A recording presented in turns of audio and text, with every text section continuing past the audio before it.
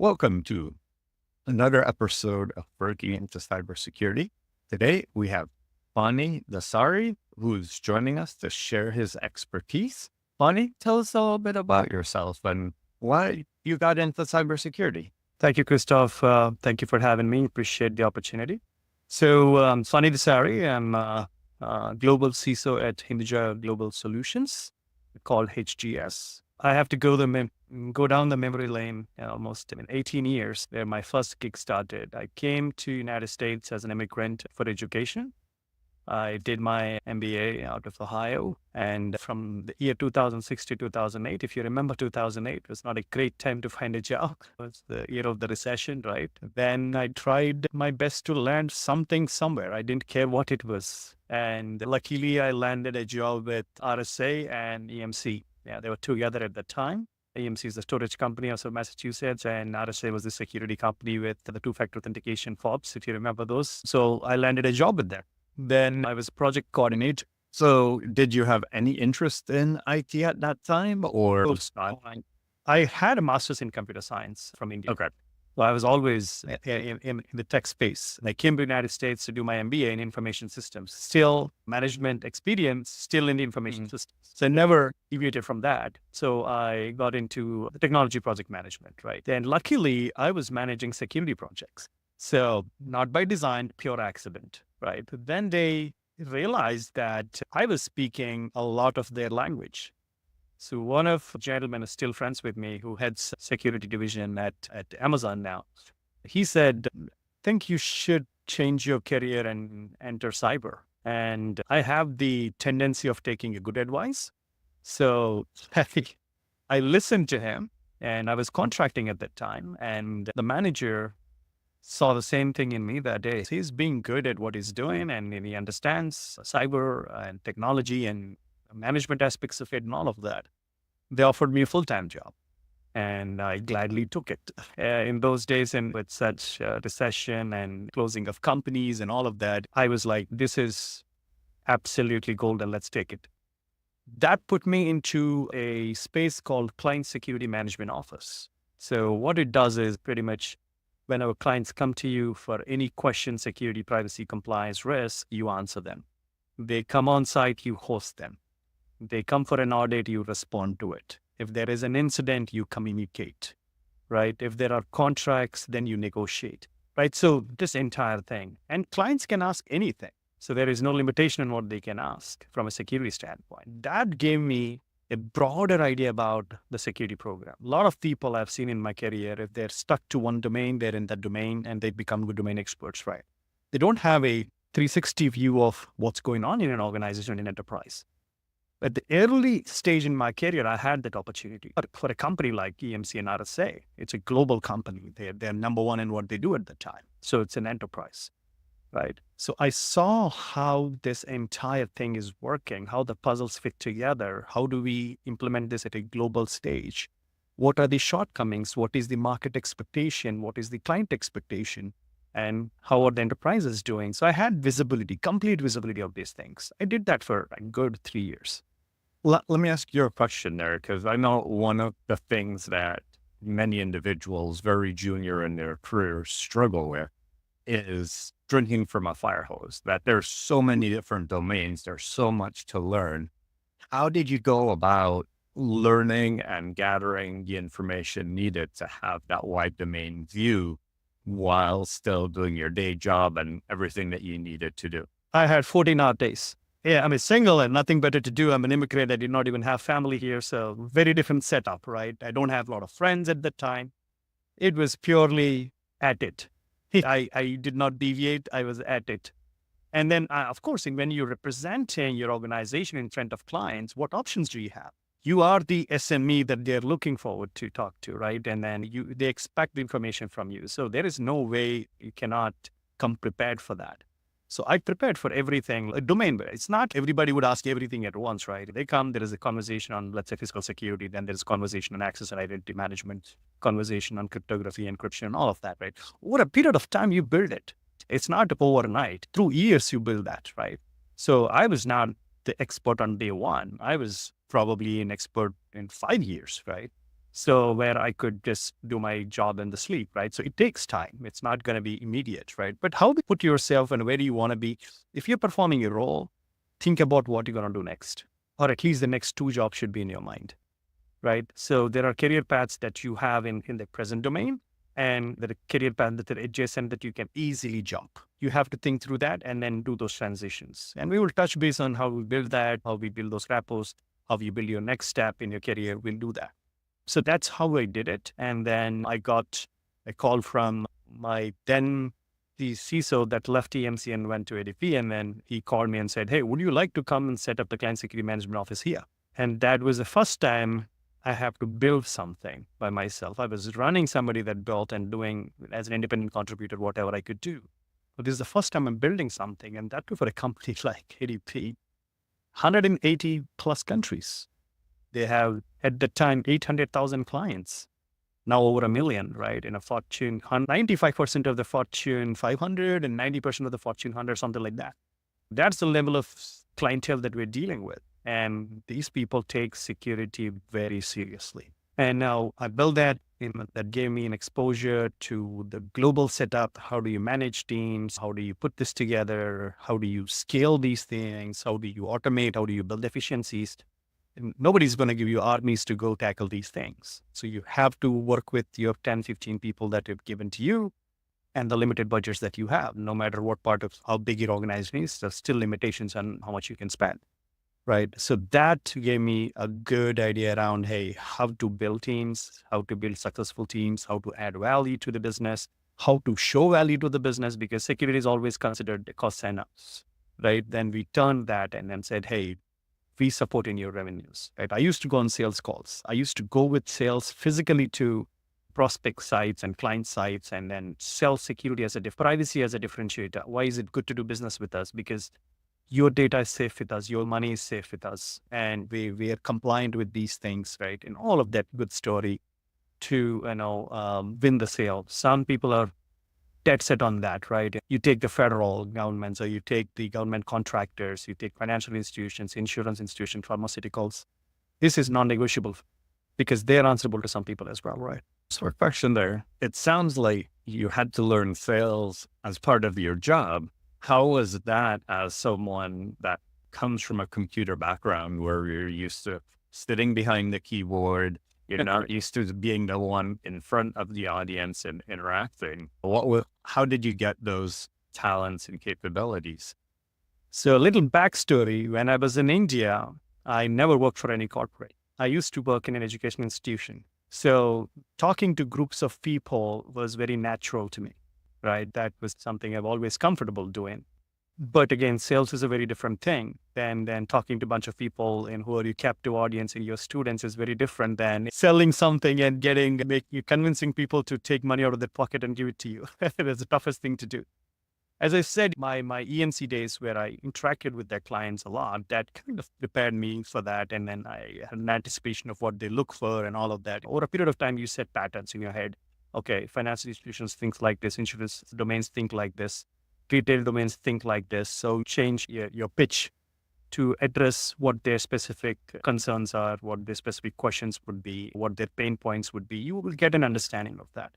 So I used to do that. And then, of course, when I go to sales, I see them and I see how wonderful they present themselves and all of that. So I picked up with them as well, thanks to those mentors and partners as well.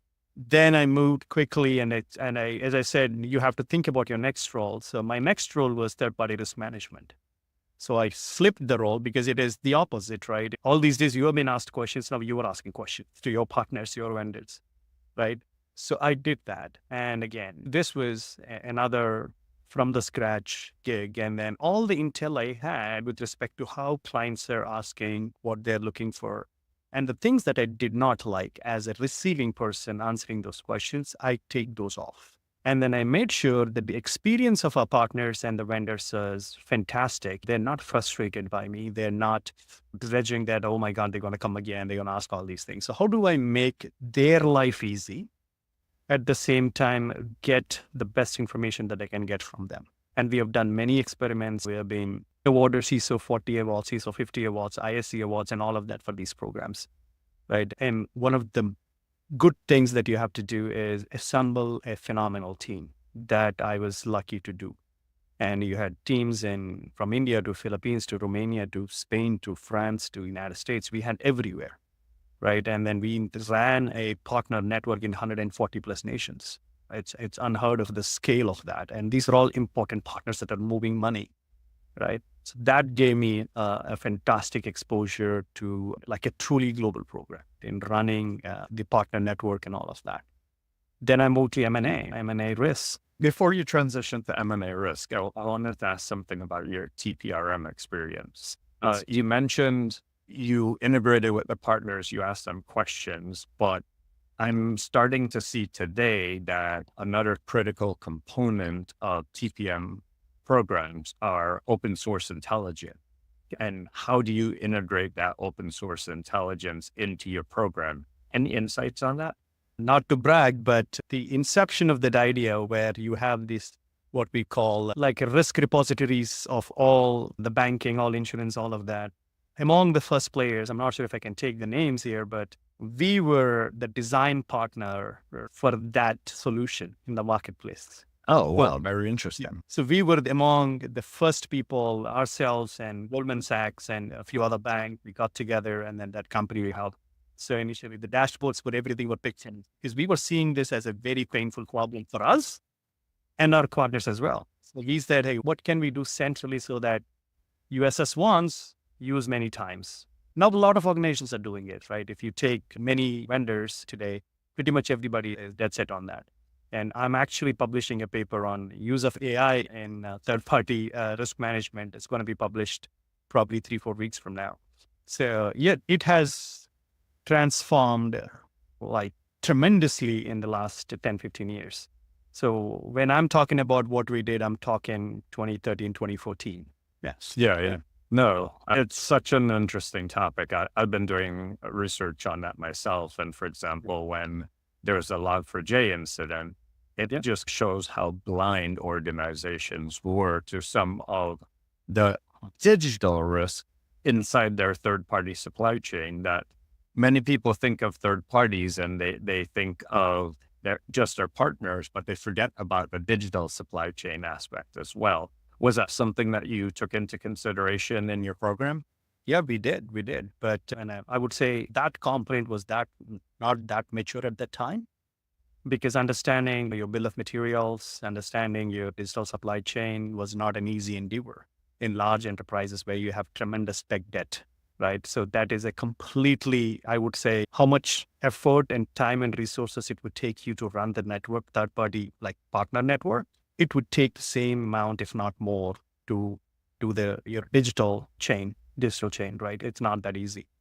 Now there are solutions that will help you with those things in identifying. And one of the challenges that most organizations still today have is TMDD. They don't have a count of exactly what's in your organization. Nobody can tell you. It's not an easy answer, but it is transforming, it is changing, right? So yeah, we did a lot of work on that. We wanted to solve this problem, and there were some really bright people that came forward and they wanted to do, and we thought, okay, at least we should be able to help them out in getting this so that they'll solve the industry problem. And then I pivoted to M&A, then to product security. Then I left ATP and then moved to TikTok. And I was head of business security for the TikTok Americas. I did that for less than just shy of 2 years. Then I moved to Hindicha Global Solutions and became their global CISO, running their security program. And also I run their cybersecurity practice as well from a business standpoint.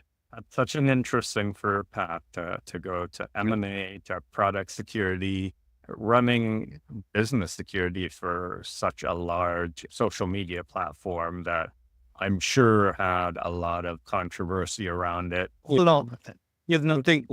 know. I guess there's a lot of different skills, talents, and competencies that you developed over that entire path. What were some of the keys to really assessing the skills and competencies you had in your current role before you jumped to your next role that would show that you were able to do it and you felt comfortable with that jump?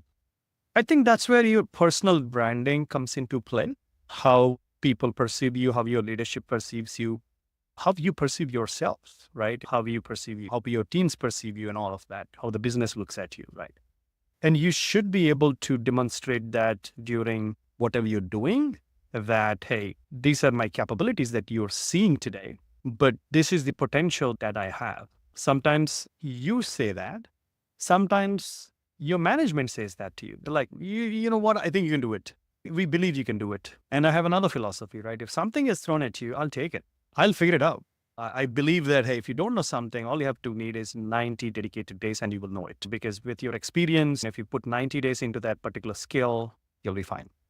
Nothing will happen. You can just go at it because you already have tremendous experience in all these domains and all of that. And again, eye for good people, good resources, have a good eye for them, build a fantastic team, they'll deliver for you. And then you should know how you rally your troops, how to bring the vision, and then how to motivate them. How do you build your strategy? How do you bring the resources? How do you get the budgets?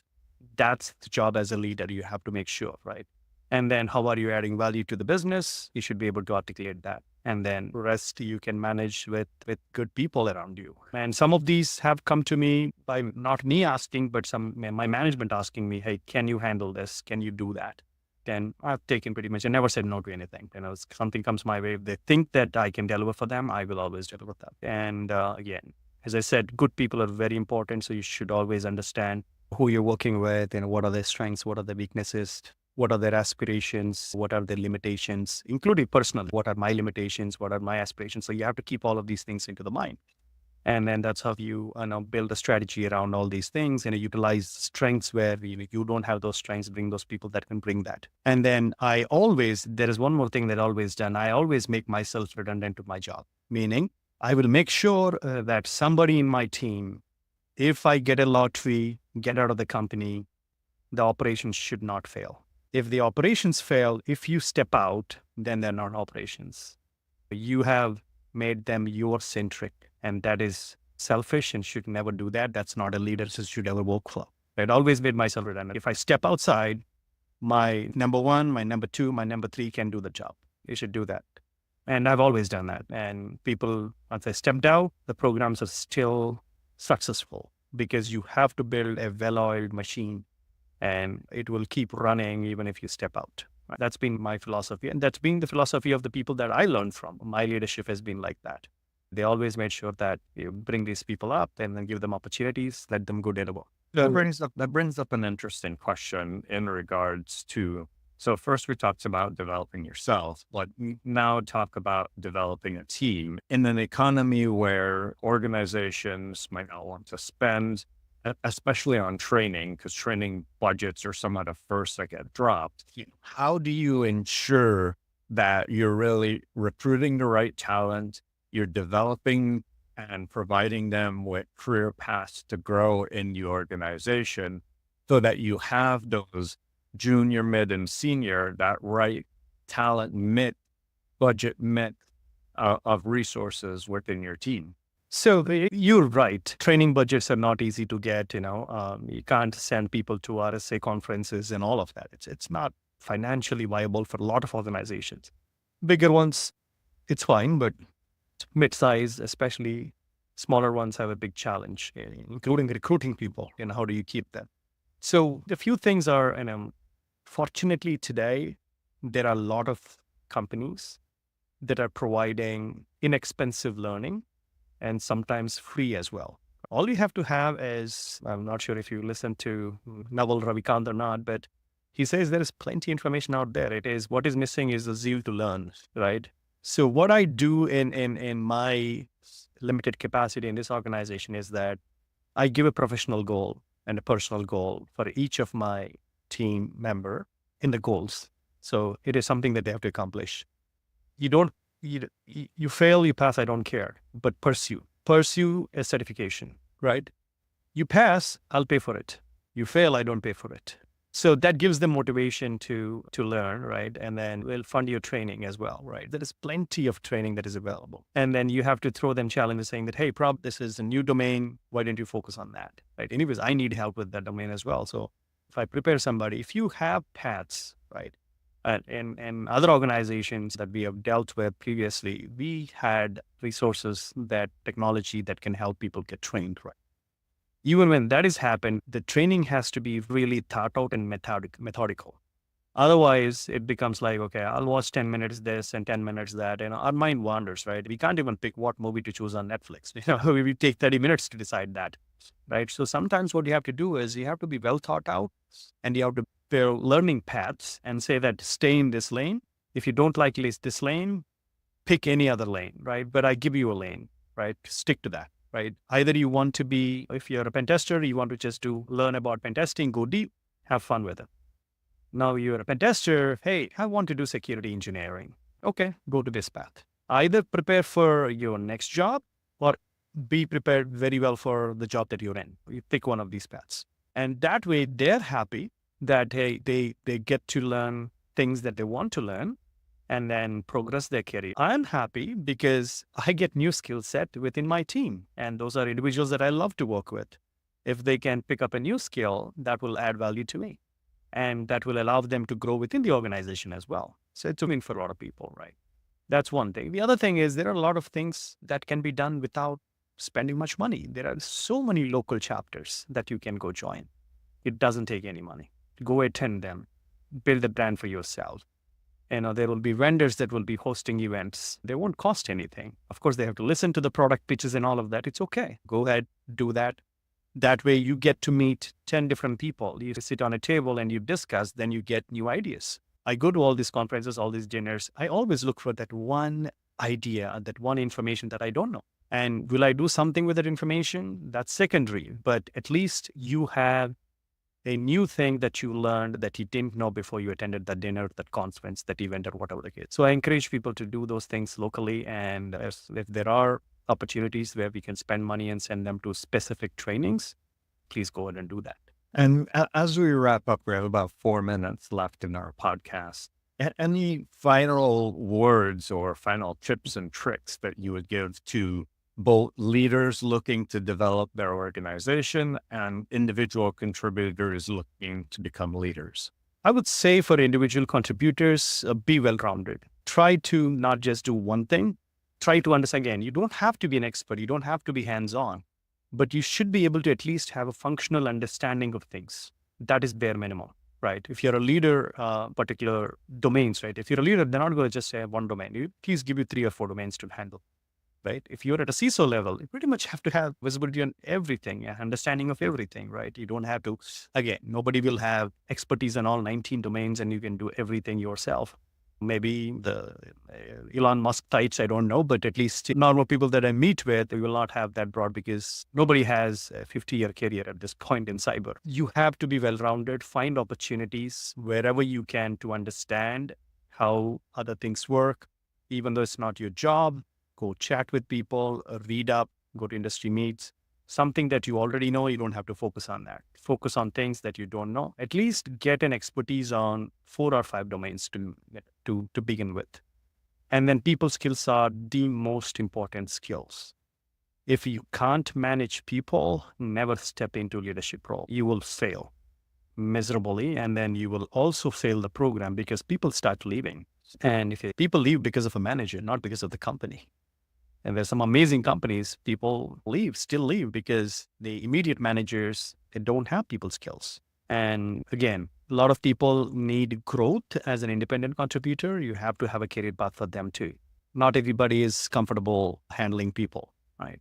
And when it comes to the leaders, what I would say is that be open to people that don't come from traditional places.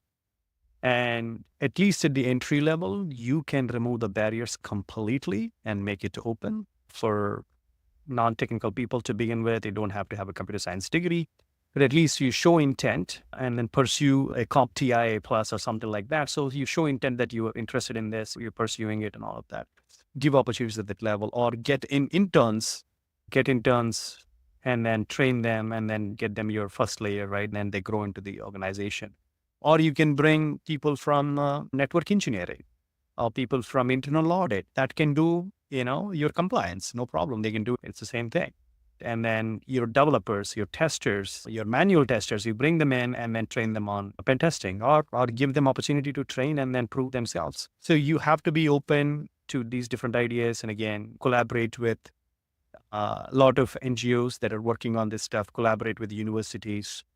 And then when you're building teams, make sure that these teams have a collective vision. They understand where you're going. You have to communicate very effectively.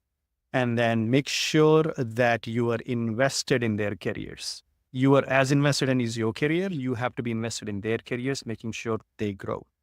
And always make sure that your teams are elevated and shown. It will automatically elevate you. A lot of people, leaders especially, have seen suck at it. They want to take all the credit. They want to be the star of this show, but they don't understand that everybody looks at the team and they're like, oh my God, he doesn't know how to manage people, right? That never works. Make the light shine on your team, give them opportunities, make them grow. You will automatically be recognized. Wow. Thank you so much for sharing your knowledge and your journey on breaking into cybersecurity and your leadership experience as well. Thank you so much. Thank you, Christoph. Appreciate you having me.